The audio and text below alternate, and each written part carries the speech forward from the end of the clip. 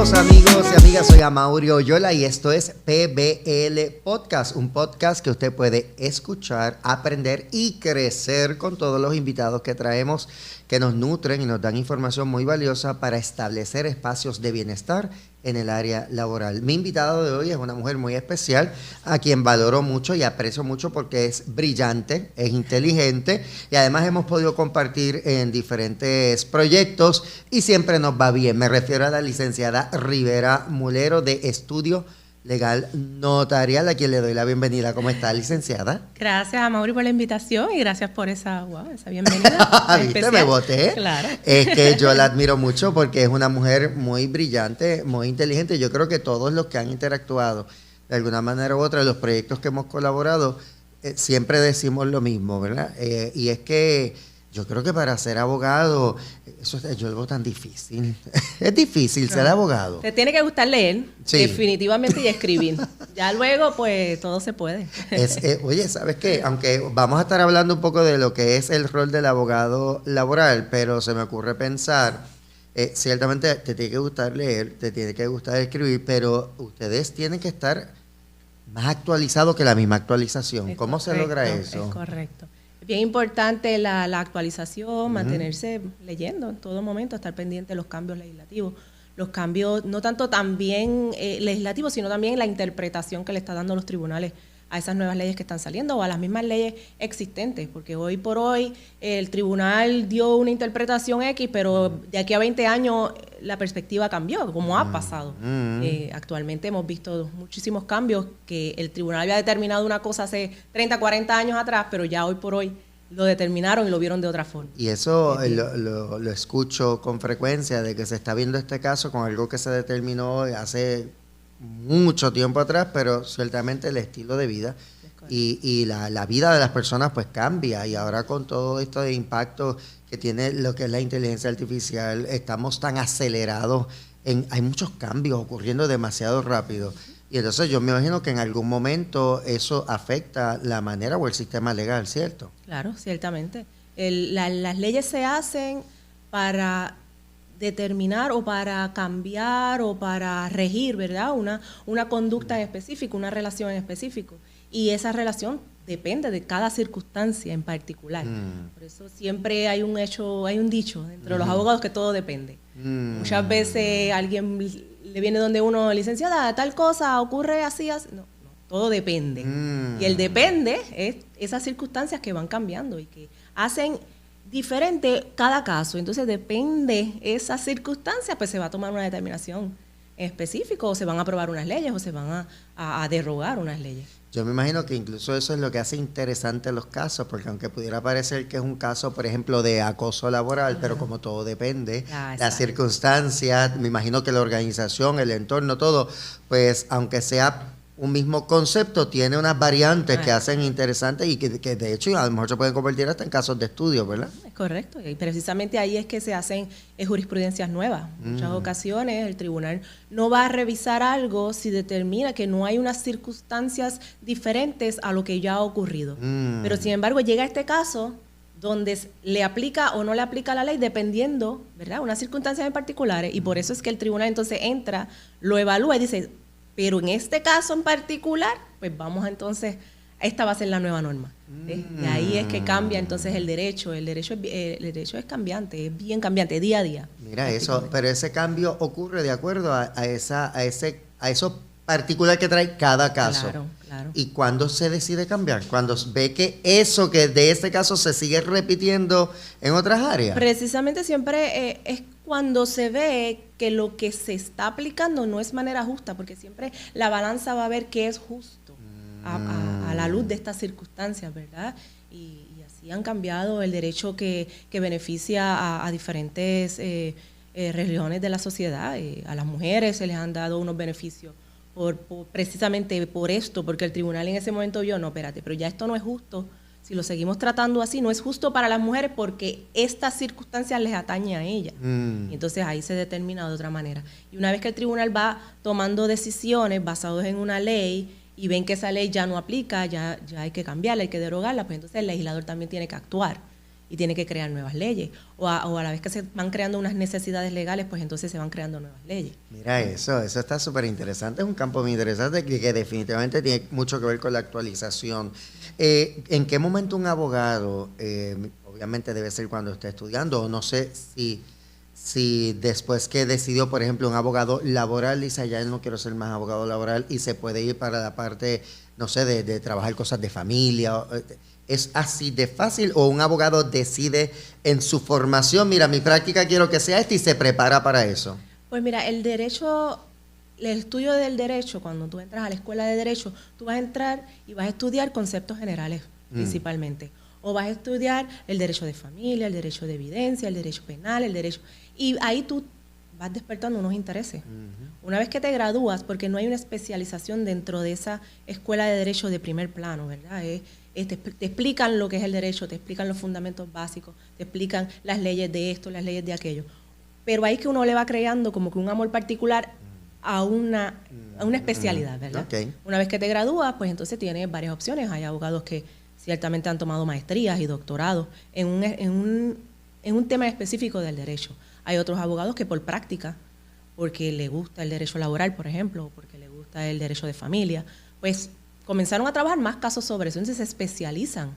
¿Por qué? Porque estudian más en la materia, trabajan más casos sobre eso, ven cómo los tribunales están determinando, cómo las jurisdicciones están creando leyes, y entonces se especializan en esa materia. Pero no es que hoy me levanté y dije, hoy voy a hacer derecho familia, mañana. Es probable porque muchas veces nosotros trabajamos con muchas materias, pero para poder trabajar algo especializado es porque realmente nos despierta, ¿verdad? Un interés en particular y empezamos a estudiar más sobre eso. Pero eso lo puede hacer el abogado una vez que se termina porque ya tiene su base normal en la escuela de derecho. Mira qué interesante.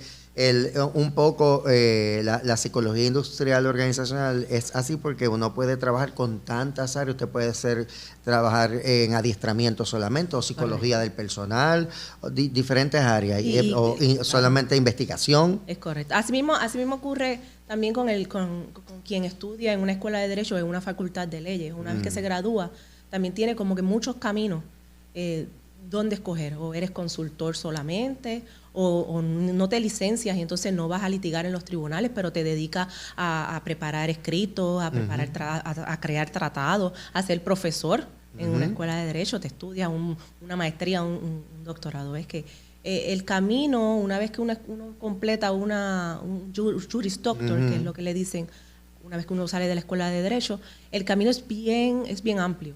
Entonces te da muchísimas oportunidades para tú particularizarte en lo que realmente te llama la atención. Eso está. Yo quiero entrar al tema de hoy, que es en qué se desempeña específicamente un abogado laboral. Pero para ser abogado, ¿qué competencias se requieren? ¿Qué usted debe tener, verdad? Aparte de que le guste leer y escribir, pero en cuanto a personalidad, a conducta, ¿hay algo que tú digas? Porque tú escuchas gente por el diatre, este abogado no tiene preso, porque son la gente que siempre está buscando, tú sabes, cómo claro, interpretar esto, defender esto.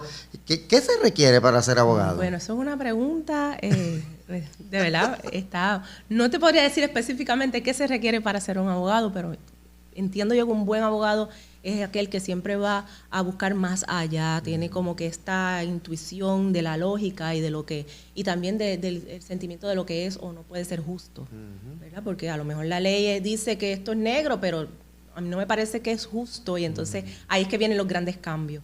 Los grandes juristas y las personas que han hecho un cambio en el derecho y que se han convertido, ¿verdad?, en personas que uno admira dentro del derecho, han sido personas que han cuestionado lo que hay, no me hace lógica, no es justo, son personas inquisitivas, personas que van más allá. Claro. Así que yo creo que eso es una cualidad que debe tener un abogado. Claro. Eso es bien interesante porque yo que entrevisto a diferentes profesionales con distintos roles, ahí uno puede ver cuáles son esas palabras que van predominando, que se convierten en esa cualidad o esa competencia que debe tener alguien que practique X profesión. Y es bien interesante porque mencionas la palabra de la intuición, y aunque las personas que hacen negocios son personas que tienen una intuición, sin embargo, cuando uno va a trabajar con estrategias, con planes y todo, uno tiene que ir también al estudio, a lo que se ha hecho, y no dejarlo todo necesariamente a la intuición. Pero en el caso del abogado sí, es importante. Mira qué chévere. Sí, me parece que sí. Mira qué bien. Y cuando hablamos de un abogado laboral, específicamente, ¿con qué temas trabaja un abogado laboral? El abogado laboral puede ser tanto pro patrono como pro empleado. En el derecho laboral, pues, uno tiene unas leyes que benefician ciertamente al patrono, tiene unas leyes que le benefician al empleado y establecen ciertamente los derechos y las obligaciones de ambas partes.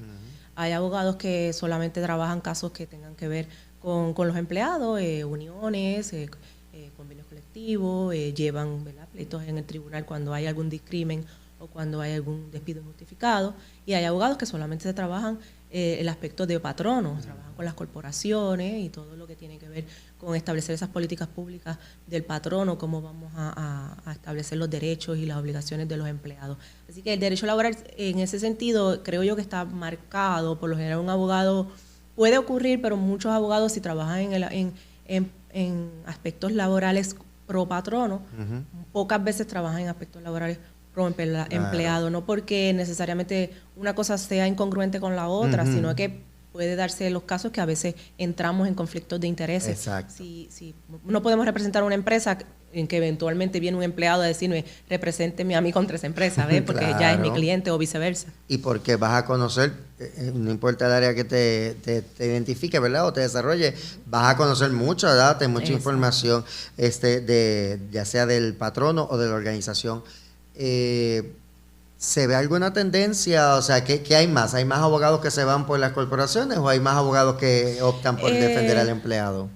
No creo que estoy como que totalmente en la posición de decir una cosa u otra, pero sí puedo mencionar que los bufetes grandes, los que están organizados corporativamente y tienen varios abogados, 25, 30, 40 abogados, tienden a ser bufetes más que trabajan con las corporaciones y con los patronos.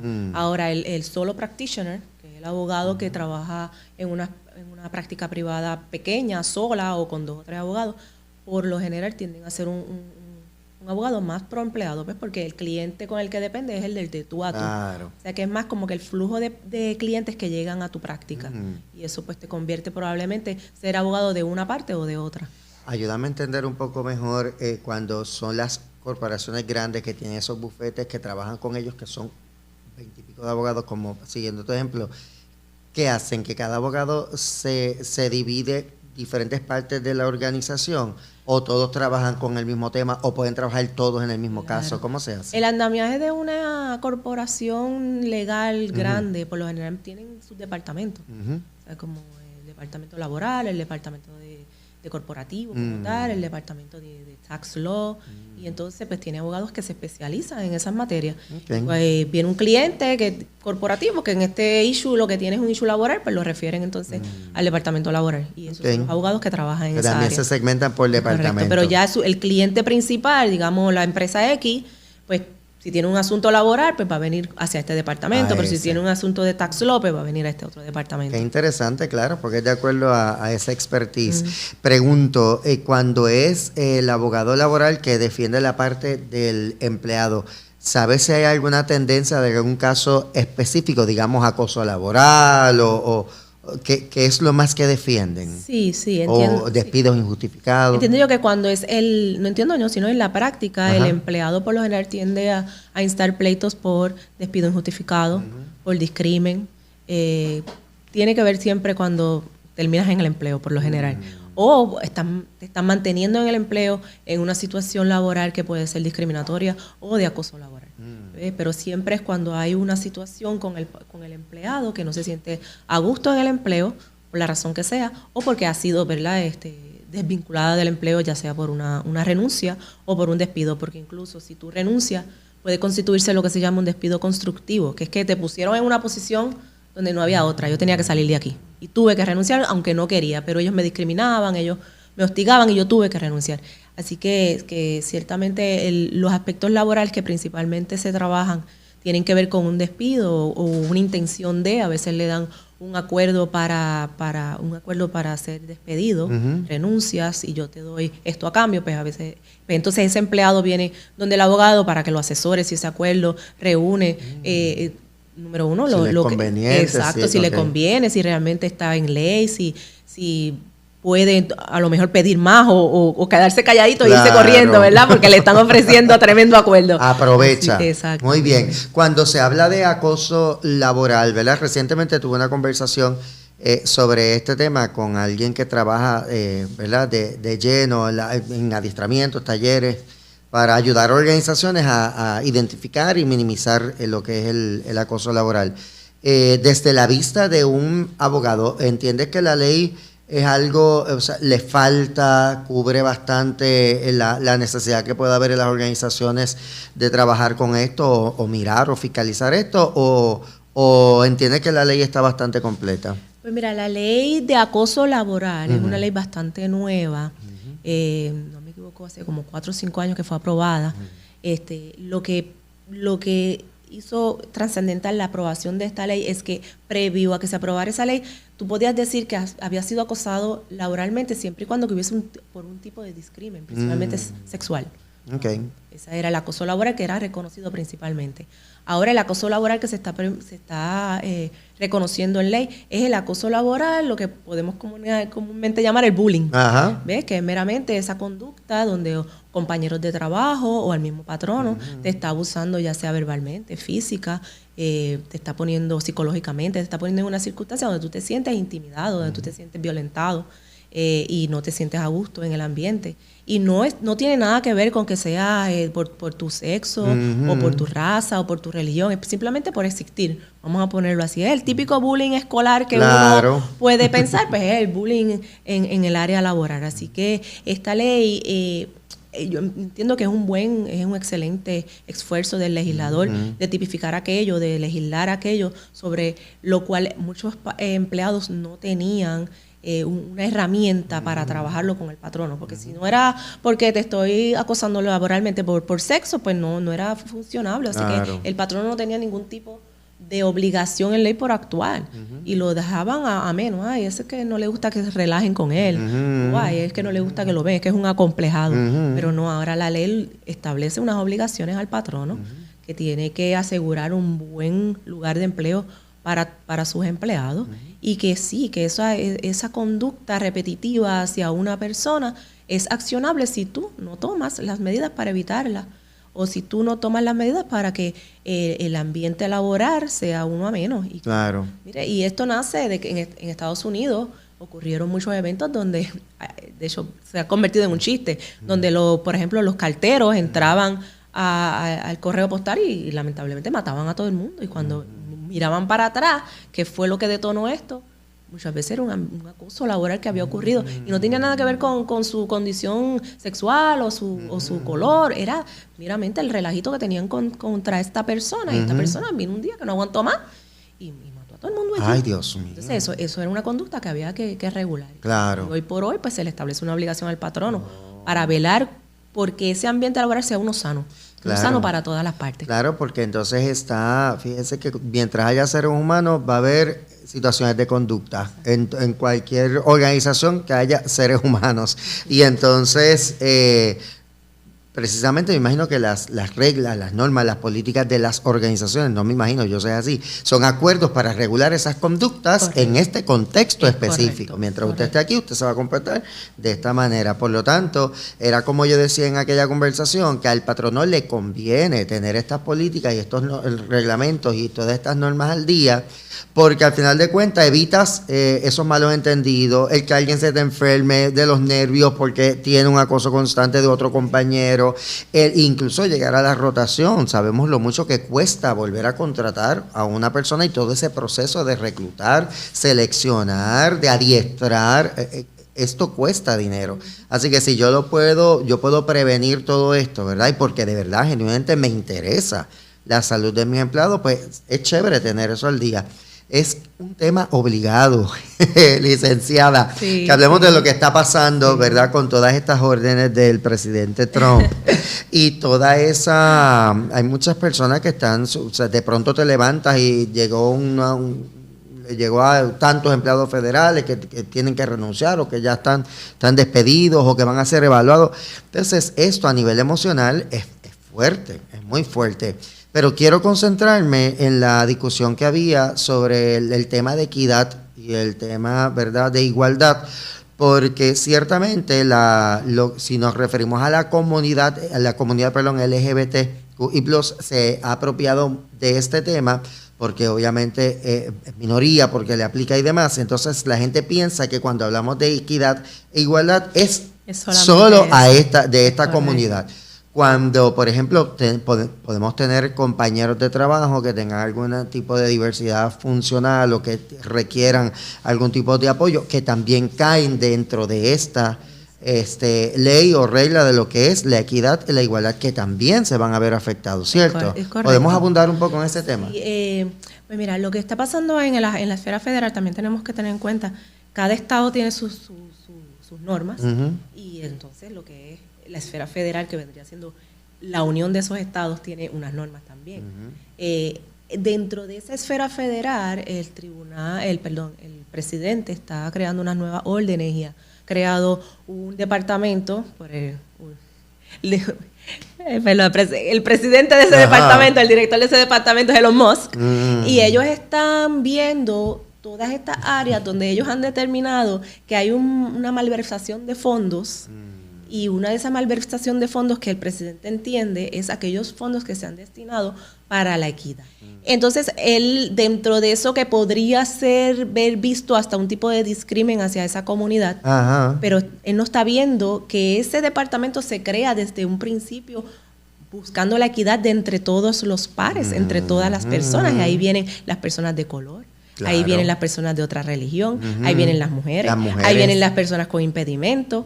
Y entonces esos movimientos que ellos están haciendo, deteniendo fondos y cambiando políticas, también están afectando a unas cuestiones tan básicas como alimentos en las escuelas para las comunidades de bajos recursos económicos, porque eso también es una comunidad que se le está ayudando a través de las medidas que se puedan tomar para que ser equitativos dentro de la disparidad, porque lo que estamos buscando es, no todos somos iguales, todos tenemos unas particularidades que nos diferencian. ¿Cómo vamos a buscar la equidad dentro de esas particularidades? Y sí, pues la comunidad que él quiere atacar por las razones que sean, que muchas las ven como discriminatorias, otras las ven como justas, otras, pues están afectando a otros grupos que fueron beneficiados precisamente por eso, porque hay que traerlos a la luz pública y dejarlos ver que no están siendo tratados equitativamente por una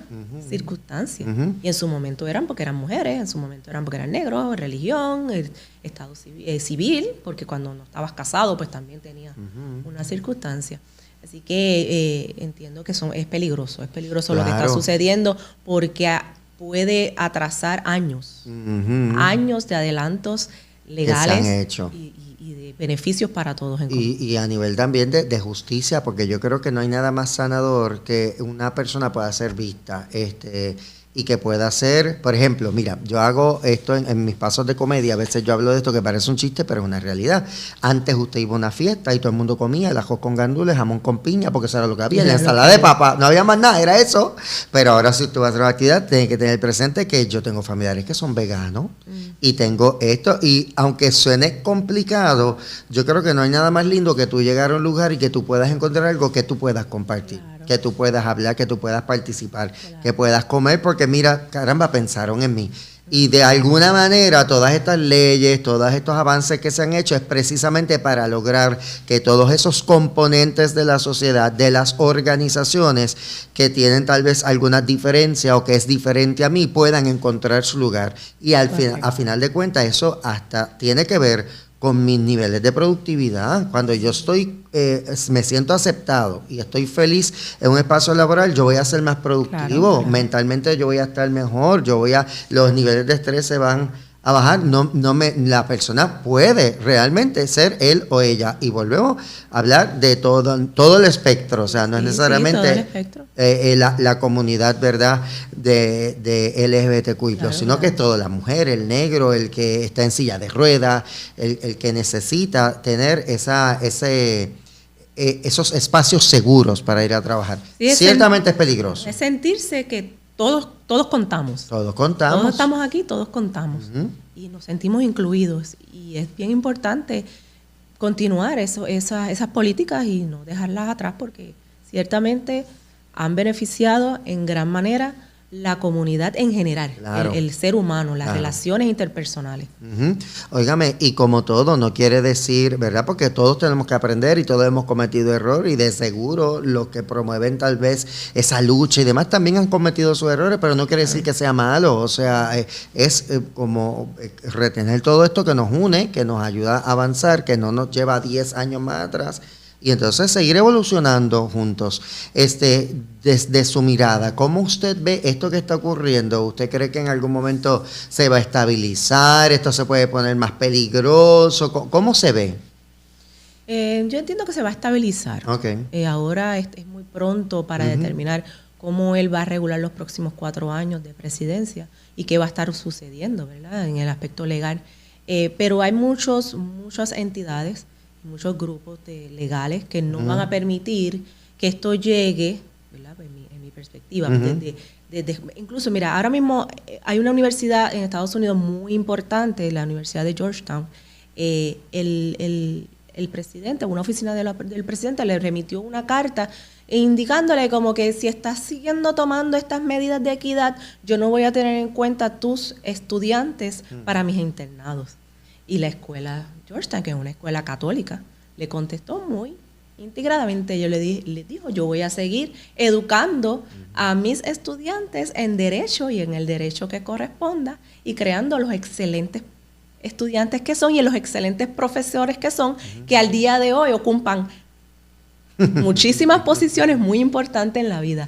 Si ustedes no le quieren dar el foro para trabajar ahí, pues se van a perder de grandes mentes legales y de grandes recursos para su gobierno. O sea que ciertamente yo creo que sí va a cambiar y que poco a poco las aguas llegarán a su nivel. Claro. Se trabajarán unas cosas, se modificarán unas cosas. Claro. Probablemente van a haber algo parado por un tiempo, pero me parece que históricamente si vas hacia atrás, todo siempre tiene una solución. Claro, y tiene mucho que ver con la resistencia que hagan los diferentes grupos para seguir defendiendo sus derechos. Ya, esto se fue muy rápido. Licenciada, tienes que volver porque se fue demasiado rápido, pero quiero aprovechar estos últimos minutos para hacer como que un resumen.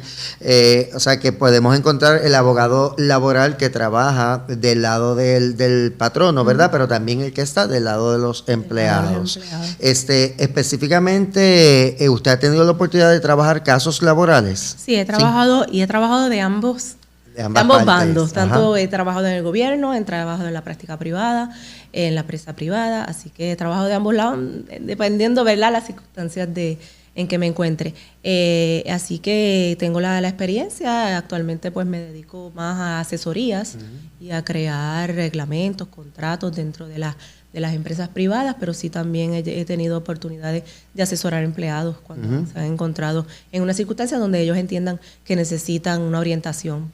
Qué bueno. Este podcast va más bien dirigido a ese emprendedor que ya salió de esa línea porque le ha ido muy bien y quiere tener su grupo de empleados, o compañías pequeñas que quieren fortalecer todas estas dinámicas de bienestar laboral o simplemente asegurarse que están bien, que están cumpliendo. ¿Cómo usted puede ayudar entonces a estos pequeños comerciantes? Claro.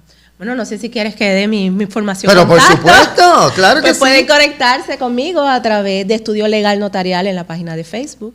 También mi número de teléfono es 787-671-8158. A esos patronos, pequeñas empresas, es bien importante que se orienten qué les aplica a ellos, porque hay leyes que, porque eres un patrono pequeño, no te van a aplicar. ¿Ves? Y también es bien importante crear desde la base que cumplas con todos los reglamentos, porque, por ejemplo, a modo de ejemplo, si no cumples con el Fondo del Seguro del Estado y pasa algo con un empleado, te van a adjudicar un patrono no asegurado y las consecuencias serían nefastas para tu empresa. Así que sí, que es bien importante que desde el comienzo te orientes. Si vas a tener empleados, qué beneficios les puedes dar, qué beneficios no le tienes que dar, porque es la realidad, y qué reglamentos son importantes que debas de tener desde la base. Así que en confianza pueden contactarme si así lo entienden. Ya yo tengo el próximo tema para nuestro otro encuentro, el tema de los reglamentos y demás que son sumamente importantes. Gracias, licenciada, por habernos acompañado y gracias a usted por mantenerse en sintonía con PBL Podcast. Recuerde que aquí estamos trayendo contenido para que usted se eduque, para que usted crezca, para que usted tenga, ¿verdad?, herramientas que pueda establecer en sus respectivos lugares de trabajo. Yo soy Amaury Oyola y para mí ha sido un privilegio haber contado con su atención. Hasta la próxima.